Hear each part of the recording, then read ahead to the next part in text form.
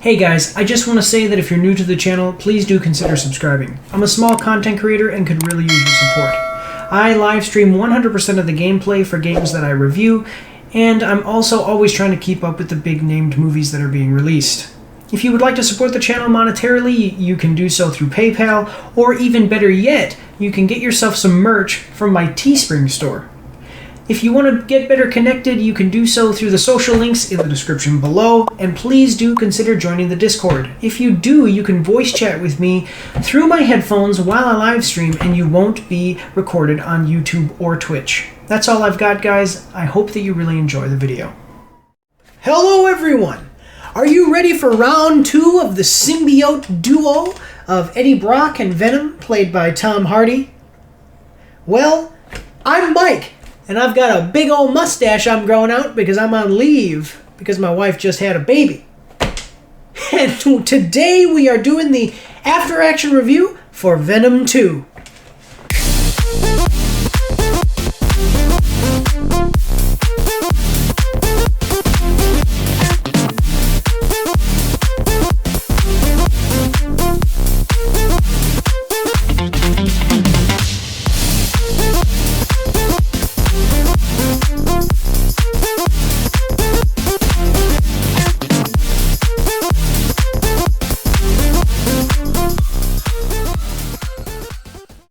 Alright guys, as always, we are going to start with the movie's production.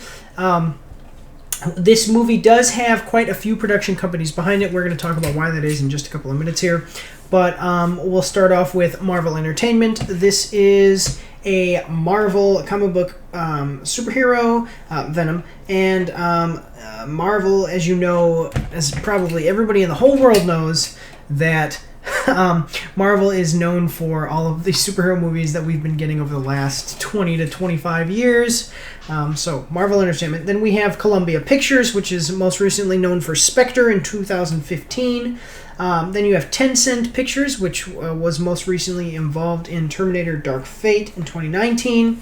Actually, Tencent Pictures is an interesting thing because Tencent is a Chinese company that actually, if you're a gamer, a lot of gamers will know because they, a couple of years ago, bought Riot Games, who run League of Legends. They're the company that made League of Legends, and so that is the biggest, most played game in the world, or online game in the world, anyway.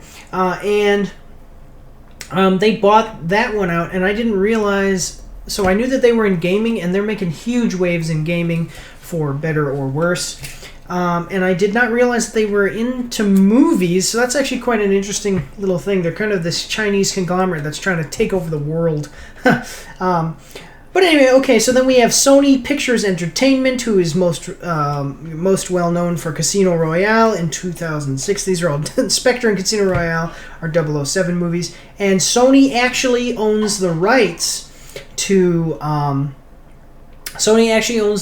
Spider-Man, and all of his subsidiary characters, such as Venom, Carnage. All these characters are owned by Sony, and like I said, we're going to talk about that in just a little bit here, but keep that in mind, okay? We have Pascal Pictures, which is known for Spider-Man No Way Home from 2021. So yeah, there's quite a few production companies, and it has to do with Sony being one entity making this movie, and then Marvel, they're working with Marvel, who's another entity, and then they bring kind of their smaller production companies that they work with together, and it's a big team. But here, I think that it worked. Sometimes that's kind of a big, like, oh man, there's a lot of production companies, maybe this isn't going to be the best thing. So anyway, moving on. So the writers. This is actually interesting here. So the screenplay was written by Kelly Marcel. She is most well known for Saving Mr. Banks from 2013. Oh, and by the way, everybody that I'm mentioning now worked on the first movie in some way, shape, or form. Okay? Almost everybody. except for Andy Serkis, who I'm going to talk about in just a second. So, screenplay by Kelly Marcel. She did, again, all part of the first movie. I'm going to stop saying that now. But she was part of Saving Mr. Banks in 2013. And I have a really funny, quick story I'm going to tell you guys about Saving Mr. Banks. I took my girlfriend and her mom to see Saving Mr. Banks. Saving Mr. Banks is about Walt Disney and Mary Poppins, obtaining Mary Poppins character, the rights for the Mary Poppins character, so that way they could make the movie Mary Poppins. Mary Poppins was originally a book series, and they got the rights from the author of that book series to make the movie. Okay, so that movie, you think it's about that, but it's really, like, you think that it's about, like, oh, it's Disney, it's happy, it's, Tom Hanks. And instead, it was about, a lot of it was centered around this alcoholic father of the author of Mary Poppins. And my girlfriend at the time that I took to see this movie, her and her mom, her father was an alcoholic really bad. And I was like, oh my God, like, what are we watching? Because we're watching this, and her mom actually started to cry, like it was really bad because of kind of the bad situation going on with my girlfriend's dad. And I felt really terrible because I had in the promotional material, there was no signs of that being in the movie. And then we went and saw it, and it was, oh my God, it was terrible.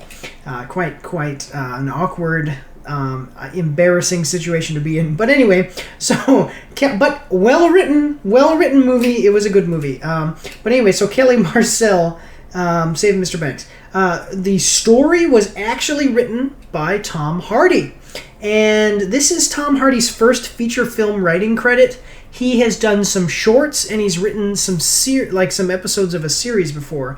But I think that for his first time out, this is a good one. This is a good one to have on your, put up on your wall as your first movie, story having written. Man, I'm messing this up.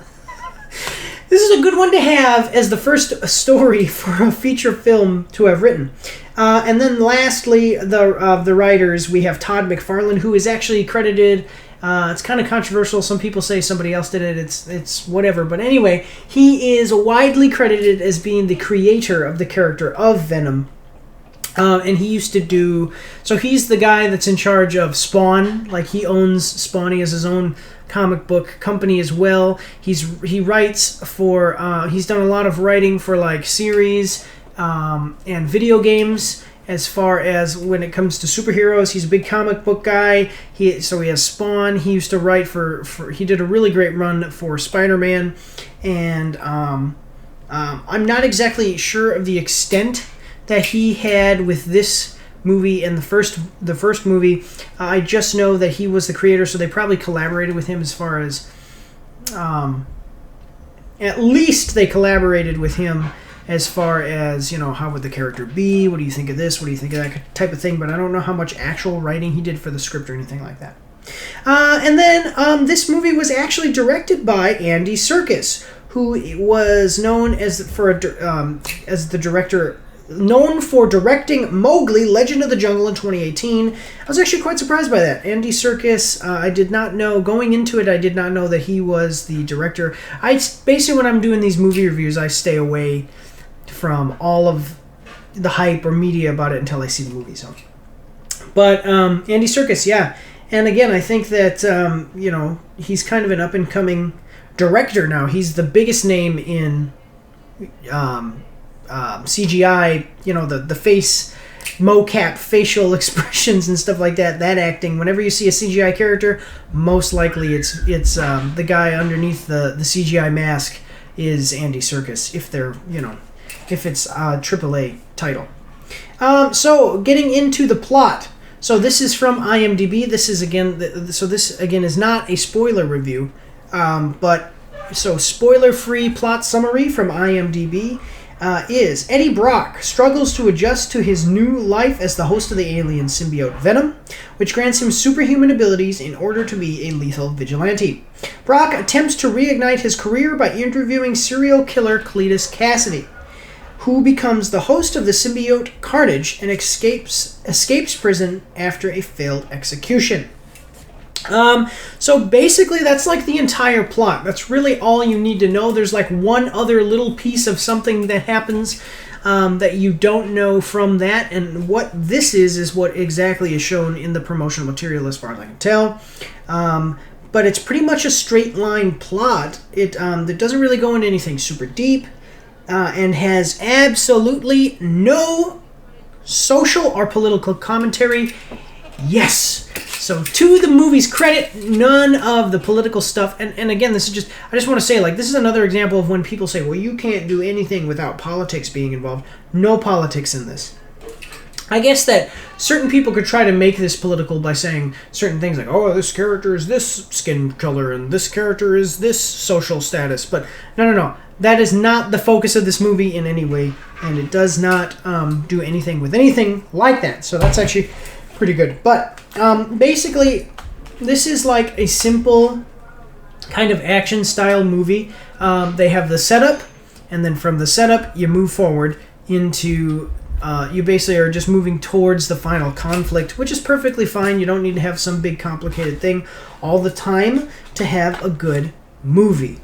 We're going to move into acting and characters. So we have Tom Hardy, who plays Eddie Brock and Venom. Tom Hardy is known for Dark Knight Rises from 2012 and Mad Max Fury Road in 2015. His voice acting, I just want to, so Tom Hardy usually either plays a guy who sounds like, hello, I'm Tom Hardy. Because you know that he's actually, like, English. I'm not very good at doing, like, the English accent. But it's like, hello, I'm Tom Hardy, you know. I'm a gangster. I'm Tom Hardy. Hoo-hoo. Or he's like, get down there and and he has a mask on all the time. Like when he played Bane in The Dark Knight Rises. Or, yes, it will be, it will be painful for you. You know, there's that, like, English version. And then like, I've seen him in other movies. Like, there's one where he's an Air Force pilot. And he's... And you can't understand a dang thing he says. But here, the voice acting is actually done very well. Because he actually does voice Venom. I'm sure that they modulate the voice and use some electronic or whatever. But actually, he did a pretty good job. I want to say... So with Eddie, the Eddie versus Venom... dynamic is kind of the movie's big strength. Like, they're both kind of jerks to each other, but at the same time, you can tell that they, like, care for each other. They just did that. That was, like, the movie's greatest strength. And it's funny, too. The comedy involved with that, it really gets in there, and it's really a fun time. Fun to watch. It's fun to watch. You have to think about the fact that it's basically Tom Hardy alone on set yelling at himself. You have Venom. Tom Hardy plays basically two characters. So you have Venom, who is kind of a total asshole, but a great guy at the same time. He's kind of like Dr. House, you know, if you remember the show House MD. He's kind of one of those characters that's like on the exterior, he kind of presents himself as being this big jerk, rough, gruff kind of guy, but actually he's a very nice guy. And aside from that, he is also very emotionally immature. He's like he's like a big emotionally immature baby, but he has superpowers and isn't like an apex predator. So it's quite an interesting dynamic. And then Eddie Brock. So Eddie Brock is always on edge. He's very anxious. He's trying to adjust to this life as a host of the symbiote. And he's always being stressed out about, throughout the movie you see him like very stressed out about everything going on with Venom, and also having to deal with Cletus Cassidy, the movie's antagonist. So that I think it was done very well, and that's like the movie's biggest strength. And it's Tom Hardy does a really good job. Moving on, so we have Woody Harrelson. Now he plays, as I said, the antagonist. He plays Cletus Cassidy and also Carnage. He is known from the True Detective series, season 1, which happens in 2014, and also Zombieland Double Tap most recently in 2019. I think that he was the perfect actor for this part. I don't think you would have been able to find a better actor for this, and basically because he's one of those actors that's able to be creepy, like very serious. He can capture that like creepiness, that sadness. He can show you like a really weird, basically what I wrote in my notes is creepy, funny, intellectual, and dramatic in a way that fits perfectly with the character of Cletus Cassidy. He is perfect. I think that Woody Harrelson, if he weren't an actor, probably would be a serial killer. I'm just saying, he just has the temperament for it. He's like very, like I said, intellectual. He's kind of eloquent. He speaks well, has a nice air about him, but at the same time, you can tell he's just like a weirdo. He's like a weird, funny guy. So Cletus Cassidy is a better villain this time around than in the first movie. You have better development of the character in the first, like the opening act of the movie, and even is slightly sympathetic, which is something that we didn't get in the first movie at all. The antagonist from the first Venom movie was basically just like the big evil corporate guy. Here you have like kind of a sad story of how the antagonist got to where he is and why he is the way that he is. So I thought that was nice. And then also on the flip side of that, you have Carnage. They really don't get into Carnage's personality. He basically just kind of comes to life or is born in the way that he's born, and then you have this whole thing with Carnage. We need to destroy Venom so that way I can be the most powerful. So that's basically Carnage's personality. He's voiced, actually, Woody Harrelson voiced him himself, which was pretty cool. But basically, Carnage is a Venom 2.0 type of thing. He has abilities that Venom doesn't have. They don't specifically go into the fact that he has abilities that Venom doesn't have, but you can see it. Like, he's able to, have the tendrils that shoot spikes and stuff like that come out of him. I wouldn't say that he's necessarily. I'm trying to think back to the comic books because I didn't read the Venom Spider-Man comic books or anything like that too much. But my understanding is that he's like stronger than Venom physically a little bit, but his real slightly.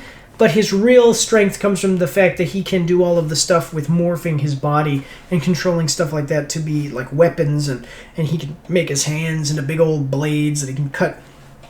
And then he can basically shoot from tentacles that he can pull out and stuff. And so very interesting. I mean, it's like a very interesting enemy, especially, and it's really cool that they brought him in for the second one. It's just a nice escalation from the first movie to the second. And then just kind of throwing it out there as well, they've kind of left this open for new enemies to be presented. They didn't use up everything in these two movies, so that was nice. So then we have Michelle Williams, who plays Anna Wang. Excuse me. So she's most well known. Well, she was in the first movie, but she's most well known for Blue Valentine in 2010, and she played Marilyn Monroe in the movie Marilyn in 2011. Basically, her character is she's a supporting. So now we're getting into the supporting characters. They continue the storyline about her and Eddie Brock's relationship. And his continued love for her while she's kind of dating this other guy. And so that's still going on in this movie, and it provides a little bit of a emotional connection between Eddie and another character. So that's cool. And she's a pretty... nothing super special about her character, but she does a good job as a supporting actress. She's a very good actress, and the character is a good supporting character. Then we have... We have Naomi Harris, who plays Frances Barrison, who's also known as Shriek. She's known for the Pirates of the Caribbean movies in 2005 and 2006, respectively, and then the 007 movies in 2012 and 2015. She is a character... Now, this is not even... this isn't a spoiler or anything. You find this out right away, and it's even in some of the promotional material. She is a character who has sonic scream powers, and she is the romantic interest of Cletus Cassidy before he becomes Carnage, and that kind of has to do with Cletus Cassidy's motivation in this movie. And I don't want to really spoil anything else, so I'll just kind of leave it at that. Pretty interesting little story between the two of them, and that's what makes up the better villain of this movie rather than the first villain, which was just kind of there in the first movie. You have Stephen Graham, who plays Detective Mulligan. He is known for Tinker Tailor Soldier Spy in 2011 and The Irishman in 2019. He's your typical older, kind of rough, gruff detective. he kind of is the driving force behind the establishment. So whenever you have these types of movies, you have like the character, the antagonist, the protagonist, and then the establishment as far as the setting behind wherever they are. So here we're set in San Francisco.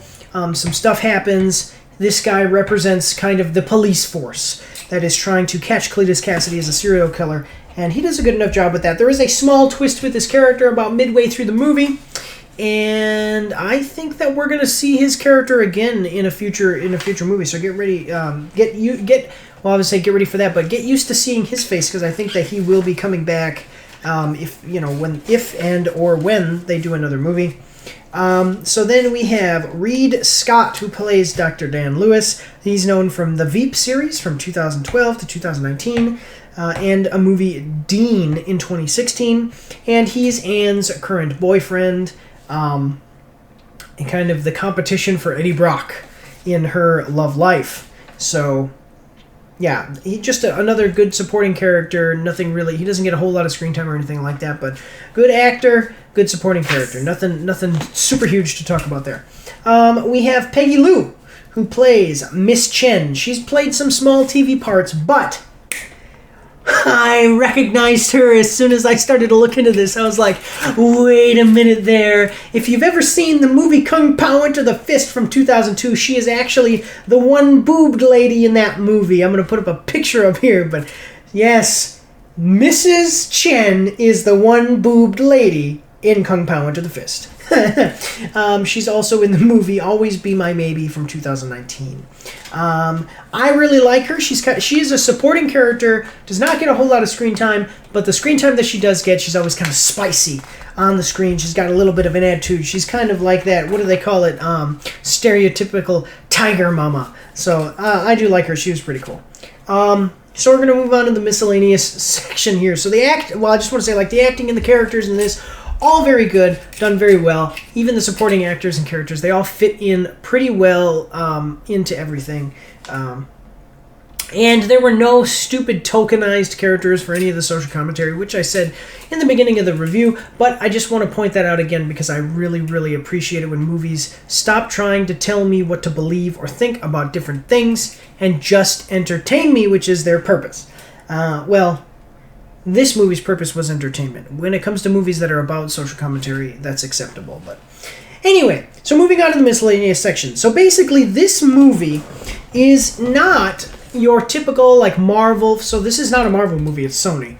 But now Marvel and Sony are kind of tag teaming their movies when it comes to Spider-Man and Venom and stuff like that. So, but this is not your typical, like, Marvel superhero movie. This is actually a buddy comedy like Step Brothers.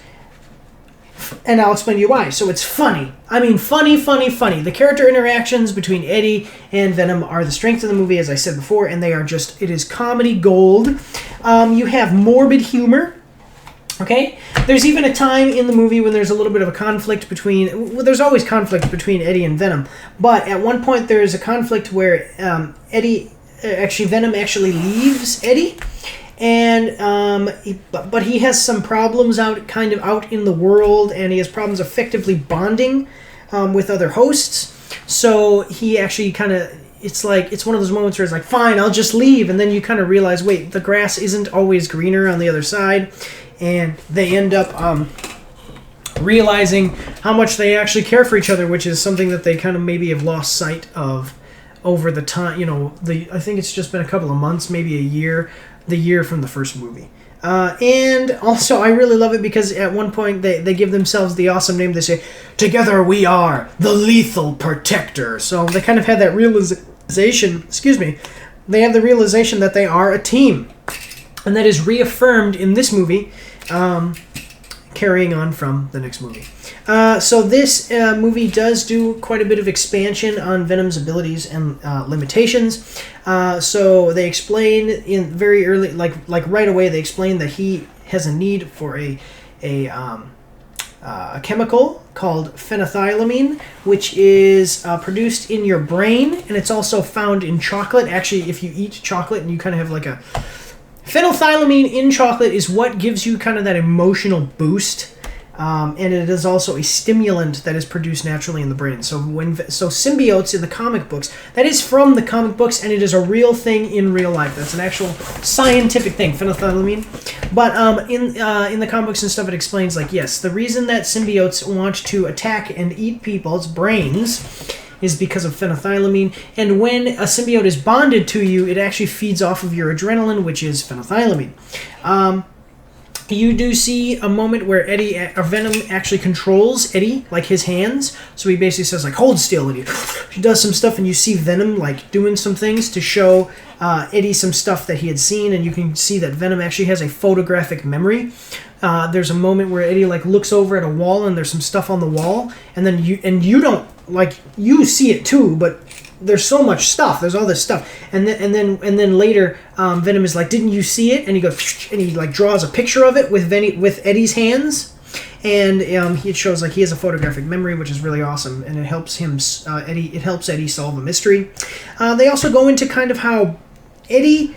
I think that they covered this a little bit in the first movie as well, but they go into how there's a bonding compatibility that Eddie and Venom have. So Venom can attach himself to any person, but he doesn't work as effectively with every person, and the person that he's most effective with is Eddie Brock. So they go into that a little bit and kind of how they need each other because of their unique relationship, which is kind of cool. Also, the last thing that I want to say about the miscellaneous section is just that this movie has an after-credit scene that is going to rock your world. So get ready for that. It's going to be awesome. Check that out after you see the movie. If you go see it, please do. And I recommend that you see it.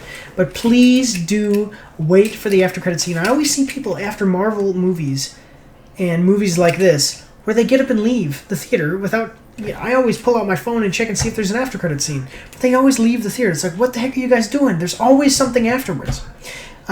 So, awesome. So I'm going to move into my final statement and review score. Basically, this movie is not anything super, super deep or life-changing. And I know I say that every time. It's not like you're going to leave the theater and be life-changing. I would say it straddles the line of being, like, kind of in that category, but not really. I mean, this is basically, like I said, a straight line A to B action comedy buddy movie where there's a setup, and then from the setup you're just continually moving towards the final conflict. The action was pretty good. It's all it's CGI. It's Venom and Carnage and stuff like that, but it's still very good. Sony does a good job with the CGI, and it's all highest quality stuff.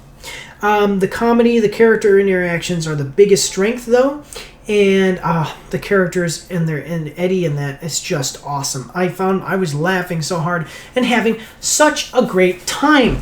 And I think that one of the big things that they really did right is by finding Woody Harrelson. Being able to have the addition of a veteran actor who's, just an awesome veteran actor, and being able to take that veteran actor and make him into the very, very good antagonist for the movie was just a touch of genius. And for these reasons, I'm going to give this movie a rating of above average. I'm giving it 2 thumbs up and telling you that it is a must-see, even though, as I said, it's not really life-changing, so it doesn't attain the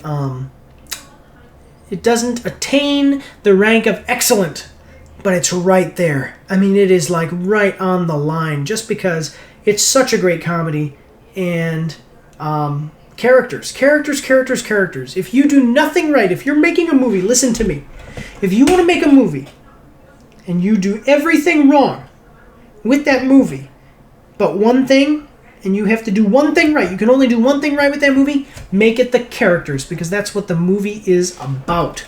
So, but that's all I've got for you today, guys. I really appreciate you watching. Please leave me a comment and a like on the video. It really helps with the algorithm.